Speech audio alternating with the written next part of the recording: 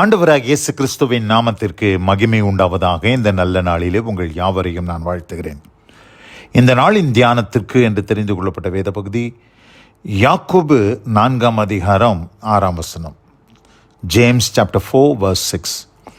அவர் அதிகமான கிருபையை அளிக்கிறாரே, ஆதலால் தேவன் பெருமையுள்ளவர்களுக்கு எதிர்த்து நிற்கிறார், தாழ்மை உள்ளவர்களுக்கோ கிருபை அளிக்கிறார் என்று சொல்லியிருக்கிறது. ஆமென். பிரியமானவர்களே, நான் வாசிக்க கேட்டதான இந்த வார்த்தைகளிலே கிறிஸ்துவ வாழ்க்கையில அடிப்படையாக ஒரு கிறிஸ்தவனுக்கு தேவைப்படுகிற ஒரு குணலட்சணம் என்னவென்று சொன்னால் தாழ்மை. இயேசு கிறிஸ்து மத்தேயு சுவிசேஷம் 11:28 சொல்லும் பொழுது, வருத்தப்பட்டு பாரம் சுமக்கிறவர்களே நீங்கள் எல்லாரும் என்னிடத்தில் வாருங்கள் என்று அழைக்கிறார். எதுக்கு அழைக்கிறார்? நான் மனத்தாழ்மையும் சாந்தமும் உடையவராய் இருக்கிறேன் என்று சொல்லுகிறார். மனத்தாழ்மை, என்னிடத்திலே கற்றுக்கொள்ளுங்கள் என்று சொல்லுகிறார். அப்போ எதை கற்றுக்கொள்ளும்படி ஆண்டவர் அழைக்கிறார் என்று சொன்னால், மனத்தாழ்மையையும் சாந்தத்தையும் நாம் கற்று இயேசு கிறிஸ்துவனிடத்திலே கற்றுக்கொள்ளும்படியாக தேவன் நம்மை அழைக்கிறார். ஆதலால் பிரியமானவர்களே, இன்றைக்கு நீங்களும் நானும் தாழ்மை உள்ளவர்களாய் இருப்போமே ஆனால் அங்கே என்ன ஒரு ஆசீர்வாதம் என்று நாம் பார்க்கும்போது, அவர் அதிகமான கிருபையை அளிக்கிறாரே என்று நாம் பார்க்கிறோம். அதிகமான கிருபை.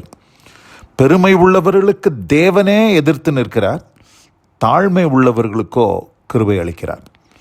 பாருங்க, நம்ம ஒரு நிலத்தில் லேண்டில் தண்ணீரை நம்ம பாய்ச்சும் போது, தண்ணீரை நம்ம ஒரு பம்ப் செட்லேயோ இல்லை ஒரு டேப் வாட்டர்லேயோ ஒரு பைப்பில் போட்டு நம்ம தண்ணி பாய்ச்சும் போது, தண்ணி முதல்ல எந்த இடத்துக்கு ஓடும் அப்படின்னு பார்த்திங்கன்னா, எங்கெல்லாம் தாழ்வாக இருக்குதோ, எந்த இடம்லாம் தாழ்வாக இருக்குதோ அந்த இடத்துக்கு தான் முதல்ல ஓடும். மேடாக இருக்கிற இடத்துக்கு தண்ணி ஓடவே ஓடாது. அதுபோல தான் தேவனுடைய கிருபையும் எங்கே தாழ்மை உண்டோ அந்த இடத்துல தான் அவருடைய கிருபையும் உண்டாகியிருக்கும் என்பதிலே எந்த சந்தேகமும் இல்லை. தர்மையான இந்த நல்ல நாளில் கூட நாம் தியானிக்க கேட்ட இந்த வார்த்தையின்படியாய் நம்முடைய வாழ்க்கையில் நாம் தாழ்மை உள்ளவர்களாய் இருக்க வேண்டும் என்பதை தான் தேவன் விரும்புகிறார். நாம் தாழ்மையாய் இருக்கும்போது அவர் எப்படிப்பட்ட கிருபையை தருகிறாரா? அவர் அதிகமான கிருபையை அவர் அளிக்கிறாரே என்று நாம் பார்க்கிறோம்.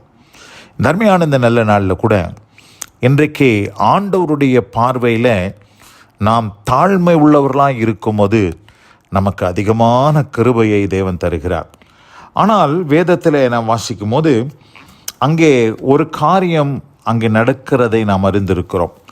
உலக ரீதியாக நாம் தாழ்மை உள்ளவர்களாக இருக்கும்போது சில நேரங்களிலே நாம் சில பிரச்சனைகளை சந்திக்க வேண்டிய ஒரு சூழ்நிலை உண்டாகிறது. அப்போஸ்தலர் 8:33 வாசிக்கிறேன். Acts of the Apostle chapter 8:33. அவர் தம்மை தாழ்த்தின போது அவருடைய நியாயம் எடுத்து போடப்பட்டது. இயேசு கிறிஸ்துவை குறித்து இந்த இடத்துல சொல்லப்பட்டிருக்கிறது. என்ன சொல்லப்பட்டிருக்கிறதுன்னு சொன்னால், அவர் தம்மை தாழ்த்தின போது அவருடைய நியாயம் எடுத்து போடப்பட்டது என்று நாம் பார்க்கிறோம்.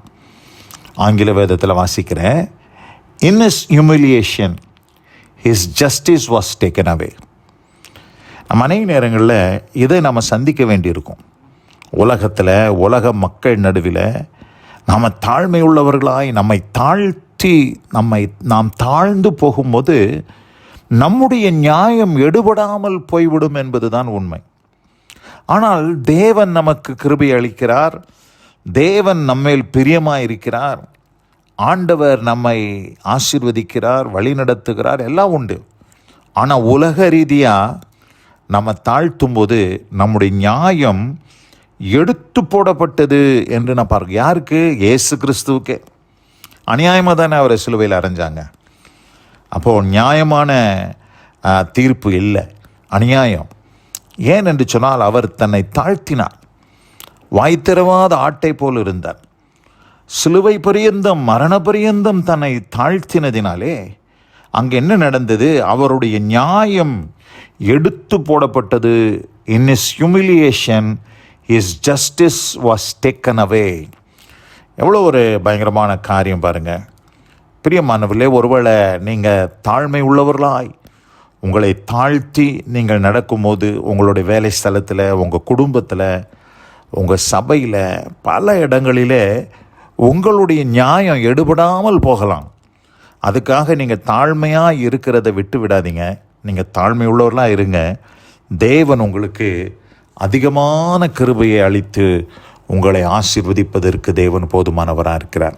இந்த அருமையான இந்த நல்ல நாளில் கூட நாம் வசனத்தை கேட்டு நாம் ஒவ்வொருவரையும் கர்த்தர் ஆசீர்வதித்து காப்பராக. God bless you all. ஆமென், ஆமென்.